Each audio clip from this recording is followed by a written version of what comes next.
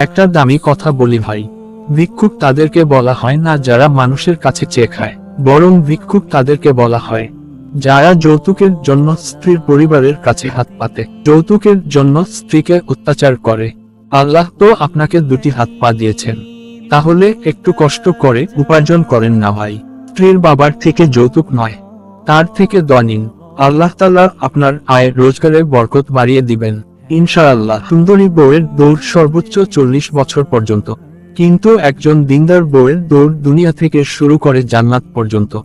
I বলছে কি, সুন্দরী নারীর পিছনে না ঘুরে একজন দিনদার মেয়েকে ঘরের বউ করে আনুন, আপনার জীবন সুন্দর হয়ে যাবে ইনশাআল্লাহ। এক ভাই দোয়ার মধ্যে বলছে, আল্লাহ হাত উঠানোর তৌফিক যখন দিচ্ছ, দোয়া কবুল করবে না কেন?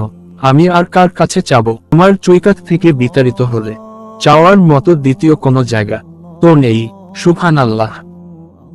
ভিডিও ভালো লাগলে সাবস্ক্রাইব শেয়ার করে সাথে থাকুন। আল্লাহ হাফেজ।